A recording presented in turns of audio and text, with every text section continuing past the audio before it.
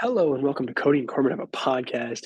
My name is Cody, and today we are doing something a little bit different. I'm sure as you'll notice as the episode goes along, that my partner in crime, Corbin's vocal, is not actually here. This is a solo pod, the first of its kind, and basically, I'm just going to be doing a little mini review of Corbin's short film, Contactless.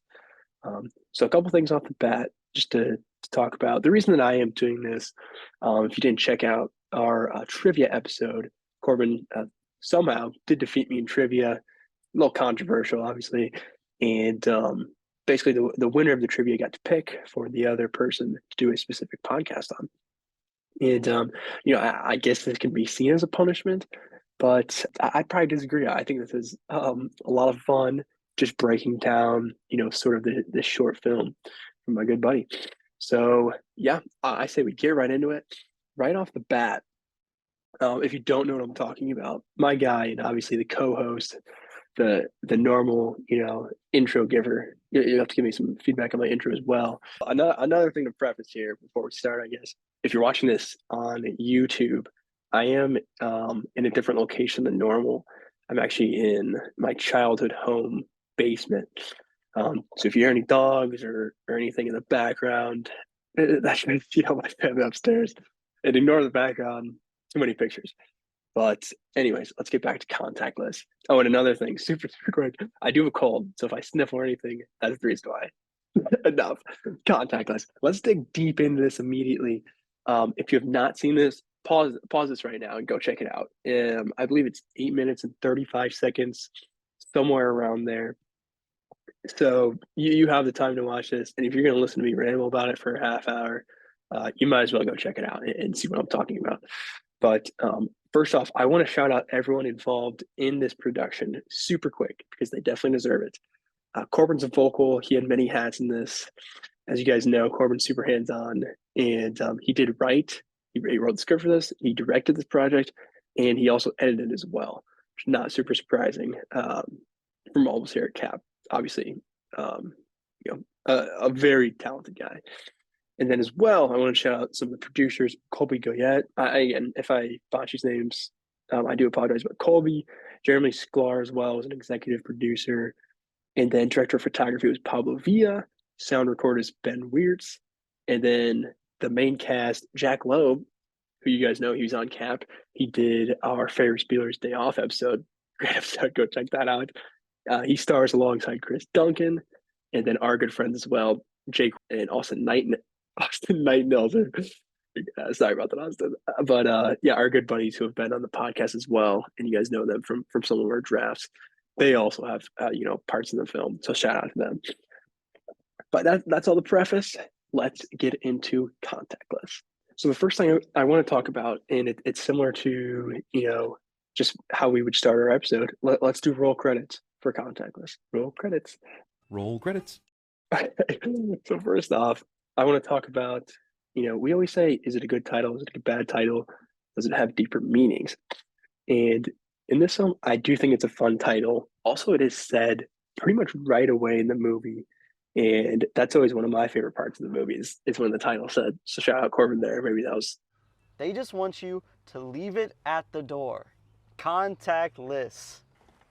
A direct reference to me. Likely not. But contactless in itself, I mean, the word has a few different meanings. The main one being, without contact, obviously. But I feel like it is more of a shout out to the COVID era, which this short film was produced, around that time, a little bit after and during. So contactless became, a word that has become, just in society and in general, people know what that means now. It's referring to the COVID era, I feel like. So that's a cool thing, kind of like setting it directly in a time period. I really like that because, 10 years from now, obviously, the world is going to be changed a lot. And looking back on this, it's kind of just like a snapshot of, society at the time, just culture at the time as well. So I really like that title. Ooh, I actually have a couple good questions. So the font of Contactless, this may be a stretch, but right when I saw it, I thought of the movie Contact. which you haven't seen that. It's a Matthew McConaughey, Jodie Foster, super sci-fi flick, super sci-fi. You probably haven't heard of it, but it is similar font to Contactless. So maybe just because he took the word contact from it, he wanted to do a similar font. That's dope. And then as well, um, I kind of, the word contactless, it's interesting for this movie because there's not really any physical contact. Um, I think there's two instances where there is sort of physical touching, but the majority of the movie really does not have any physical contact. So it is contactless in that sense. The two times is when Corbin, the bad guy, grabs one of the pizza guys, and then as well, there's a kick from Austin Austin on the captured pizza man as well at the end, which I was a big fan of. But I thought it was interesting that there really isn't any contact between the two main pizza guys, even though they have those scenes together. We're in that code era where you should distance yourself. So I think that's a cool shout out as well. But let's move on. We've talked enough about the title. Let's get into the movie. So first off, the first thing while I was watching this, and I have viewed this many, many times as it's only 8 minutes, but the music, 100%, was something I noticed off the bat. And obviously, the first bit of music is at the beginning on the title card.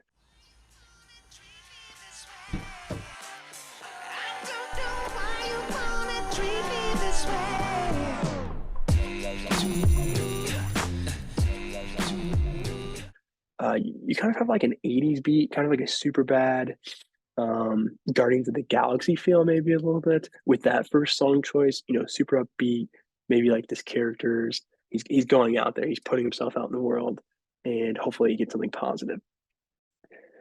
And then very quickly, I mean, this is within the first minute of the film, I'd say, there's a switch. Once he puts the pizza box down, he hears the yell, and then it switches to a more, high pace, intense kind of music, sort of the yeah, kind of like a Hitchcock feel, kind of just like a horror, thriller vibe to that.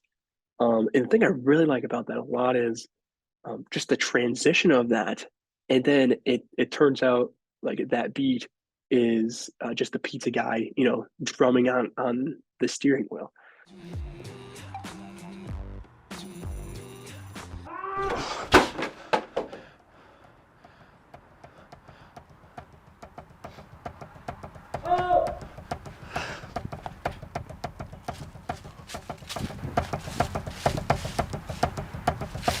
I think that's super creative. It's a super fun way of like changing up your tempo and the beat of the movie, while also including the characters, and it's just like a fun character moment of, oh, he's banging on the steering wheel, just waiting for him to come back, but it's actually creating like some intense music, based off what the other character's going through. So I really like that from Corbin. That's a super cool, like just music transition, I think, and have that in the first minute of the movie. I really like it. And then the next, there is more music in the film. That was the big one that I like a lot. The orchestral music is also involved, and basically it's just like some choppy violins when the villain is revealed, which I think is effective. And like the orchestral sort of vibe, it's an interesting choice. I don't know if that would have been the first thing that came to my head, but it does give that intense thriller feel for sure. It feels like it's like pulled directly out of like a super serious Spielberg movie or something, or a Nolan movie. 100%. Like I can see Hans Zimmer, having that type of music, in his climax. So I like that as well. The music choice, I think, was probably my biggest positive, other than camera work, which we'll get into a lot right now. So the second part, yeah, I wanted to talk about the camera work, and if you've listened to our podcast before, you know that Corbin, he knows his stuff when it comes to that. That's pretty much his bread and butter, I would say. We used to have a whole category, even dedicated to film school, where we would go over specific shots or specific stuff behind the camera that we really thought excelled. So it's no surprise that Corbin has mixed it up, big time. And where I wanted to start with this, a couple of specific scenes, at the beginning, it is kind of, there are a lot of jumpy cuts, especially when, we get to the reveal in the basement. Kind of those quick bang, bang, bang. Oh, blood here. Sounded like kind of close up shots as well. There's a lot of close up shots in this, which I think is cool. And for something like this story wise, where, there's kidnapping and murders and there's supposed to be tension, I think those jumpy, quick cuts of, the Pizza Jack. I'm not sure what their character name are, if I'm being honest. So I'm going to call him Jack because obviously we know him. But when he's discovering that, those quick cuts sort of just shows you, what he's seeing at that time. He's kind of freaking out, being like, "Oh my God, what's this? What's that?" And I think that's really effective. And obviously, the majority of this film does take place in a car, so I feel like you do have to kind of get creative with some of those shots. At the beginning, it's kind of just passenger window, driver window. That's where the camera's at. That's good angle. We get the back and forth, and it switches between those two. But probably my favorite shot. Well, actually, there's a lot of others later that we'll talk about with color and light. But I think maybe the longest shot of the movie is in the back seat of the car. So the two pizza guys, this is when Jack discovers it. He runs away, and then he's like, drive, drive, drive. And then there is a scene just with the camera in the back, panning back and forth between these two. And it's probably like 30 seconds, 45 seconds. I should have timed it, I guess.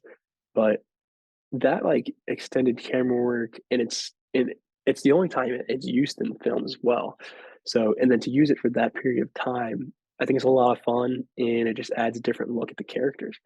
So I like that a lot. And then another thing I want to mention, I mean, in like the modern day, car chase scenes, um, I think it's really funny. And we see this in there where he says, "Go drive now, now," and he has to press the button to turn on the car.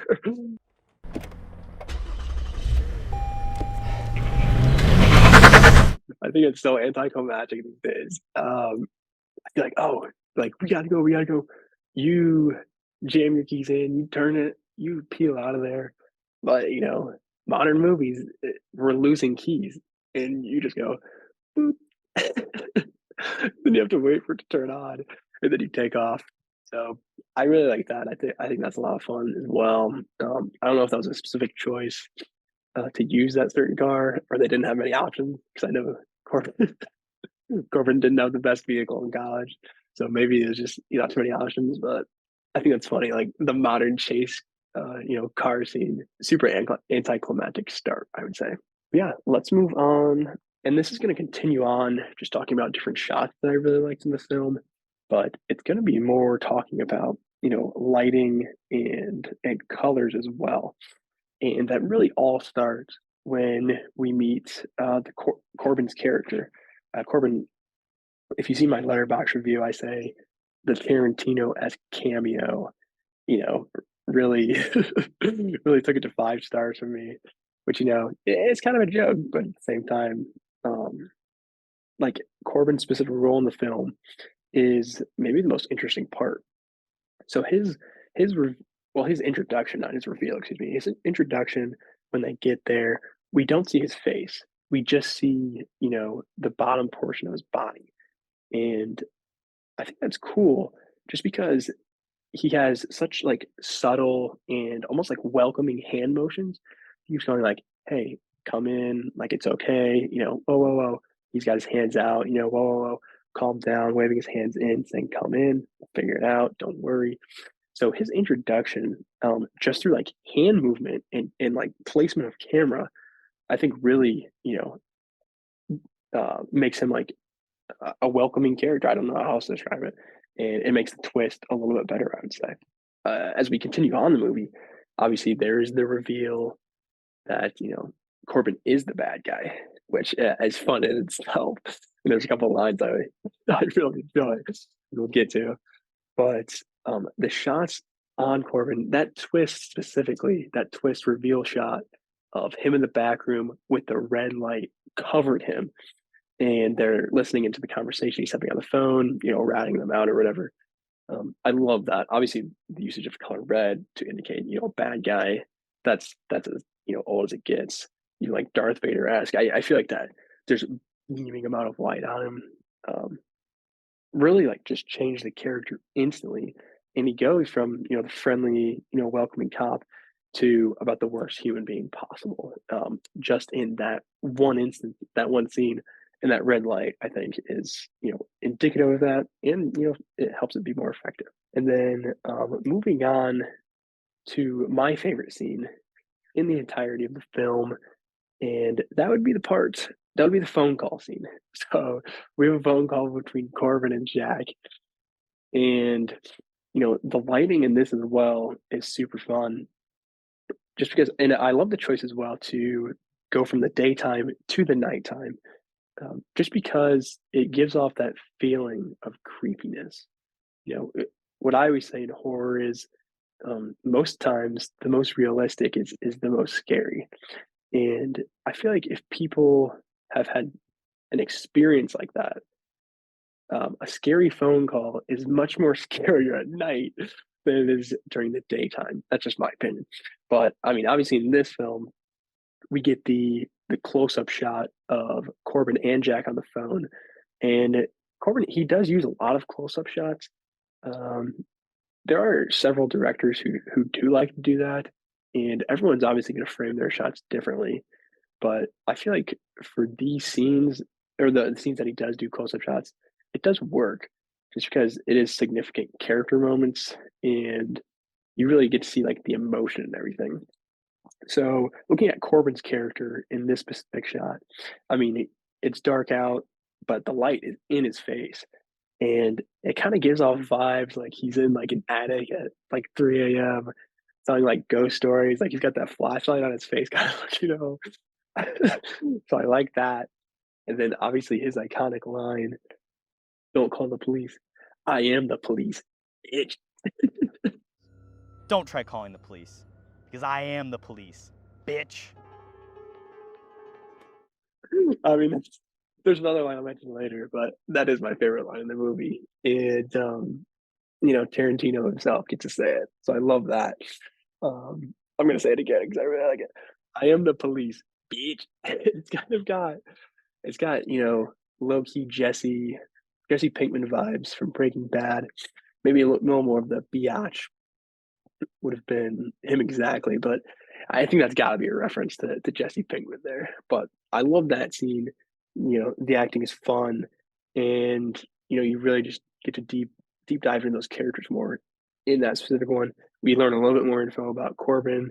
He is a very scummy character, and then we see Jack as well, who he's kind of turning into a brave character. He was super scared to even go deliver a pizza, but now he's kind of standing up to this guy, and he's going to go save his friend.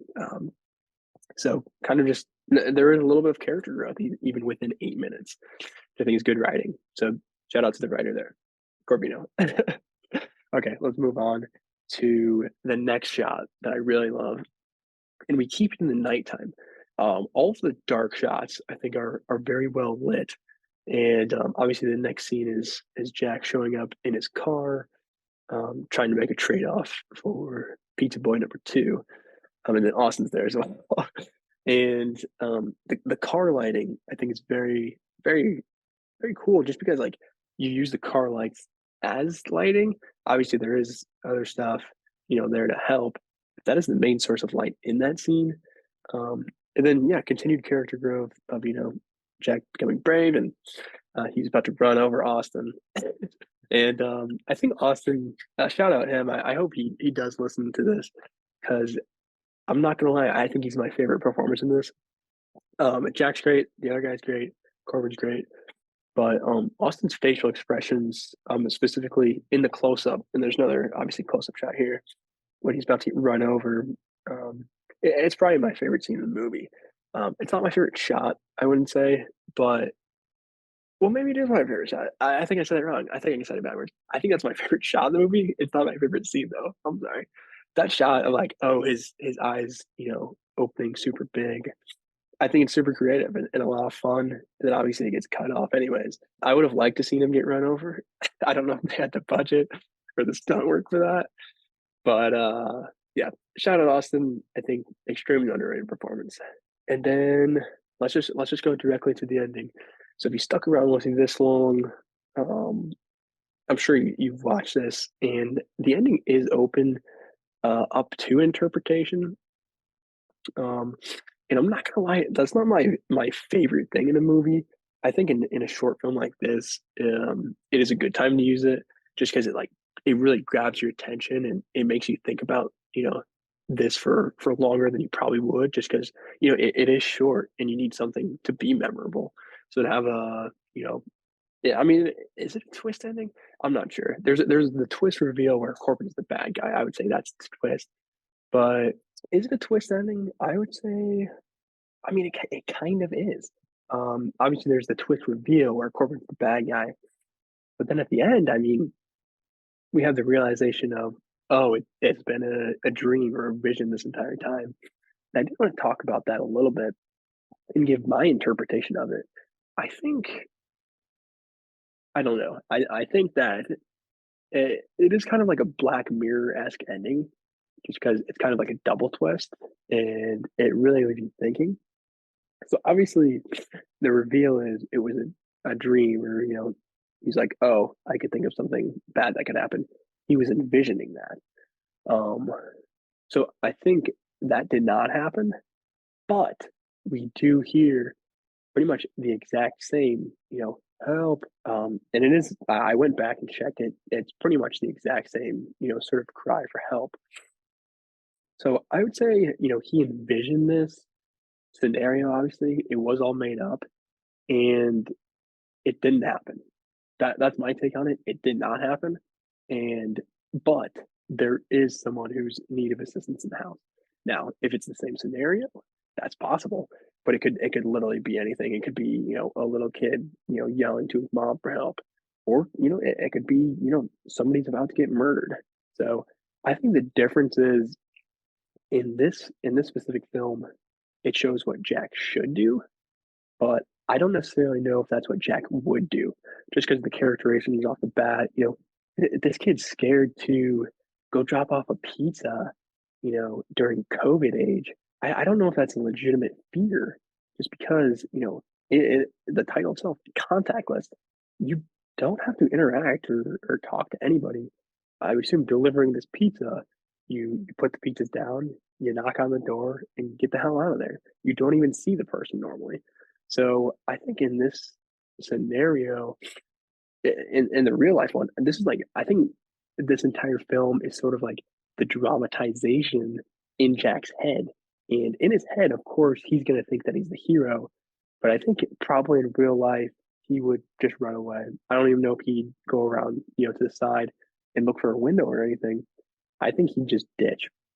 So I think it just adds to the characterization. And obviously, this is all up to interpretation. I have no idea. I was not involved in the production. We might have to ask Corbin himself, what the ending implies to him.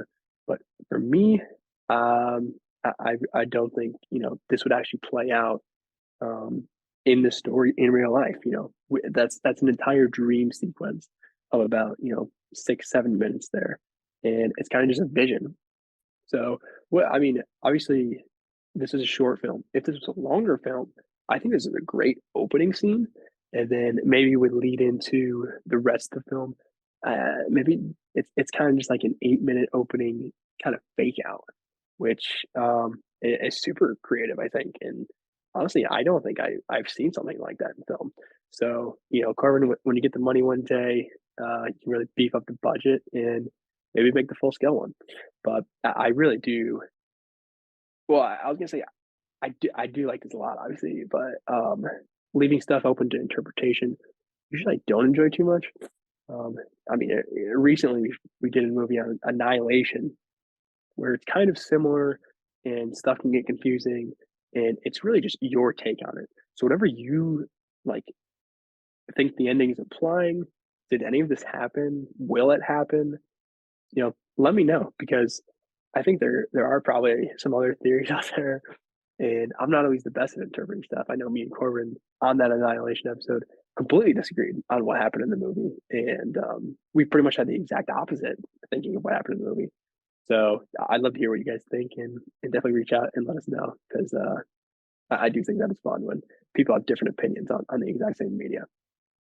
But um, we're nearing the end here. I mean, I feel like I've covered most of the good stuff. Um, hmm. Okay, let's talk about nods to other movies in this film. And most obvious one, and if you checked out our trivia episode, you do know that Corbin does reference "Catch Me If You Can" in this film, which is one of his favorites and happens to be one of mine as well.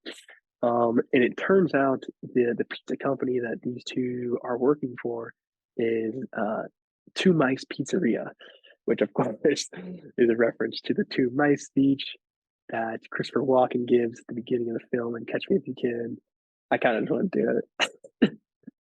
Two mice, a little bucket of cream. One mouse drowned. The other swam around from that butter and the cream and got out. As of today, I am that second mouse. Such a gist of it. But yeah, it's a nod to that, obviously, which is gold. I mean, you couldn't ask for a better reference, I don't think. But I did notice as well. I mean, the pizza uniforms were pretty generic. Just red shirt, black hat with a pizza on it. So no, reference directly to the costumes, but just in we see that the two mice, I didn't even mention that, is on the phone when he was about to call 911, and then the pizzeria called him because they said the other guy's phone was dead, and then that scared him and he dropped it. But on the line it says Two Mice Pizzeria, so that's where it's at if you weren't able to find it. But yeah, that's the most glaring reference. There were probably a couple others, just like the shots he uses does remind me of some specific movies and directors. Um, Even just like the red light and the close up, that always reminds me of 2001: A Space Odyssey. So Kubrick, I know that Kubrick. I don't know if Corbin has seen all of his movies, but how can you not be influenced at least a little bit by Stanley Kubrick, and then a little bit of Spielberg, I guess, as well from Catch Me If You Can. And I mean, you can find inspiration just from camera work from pretty much anybody. But yeah, is there anything else I want to talk about? I don't think so. I think we've pretty much covered everything. So yeah, the gist of it is, I mean, again, if you haven't seen this, I don't know what you're doing. Go check it out immediately. But the production value behind this, and the thing is, I know how much work goes behind this kind of stuff. I myself have not, directed, edited, produced anything, like this. But I've done like shorter projects, and I know the amount of time that I put into those. So the amount of time just for a 10-minute project of this high quality camera work, visually, writing, directing, it's a lot. So go check it out if you haven't. Give it a like, give it a thumbs up because it's deserved from everyone involved in the crew. But yeah, other than that, I think that's pretty much everything. Shout out my boy Corbin. Shout out the KHAP podcast. If you guys don't follow us, it's completely fine, but you can check us out on Spotify, Apple Podcasts. Go follow us on Instagram and TikTok as well. Those are all under KHAPODCAST. Especially the stuff on TikTok. I think Corbin, he's an editing master. He's even going to edit this for me. That's how good he is. But the stuff that we put out on there, I think is maybe our best content. So definitely go follow us there if you haven't seen it. But yeah, other than that, love you guys. Stay capping. Bye. What you just said is one of the most insanely idiotic things I have ever heard. At no point in your rambling, incoherent response were you even close to anything that could be considered a rational thought. Everyone in this room is now dumber for having listened to it.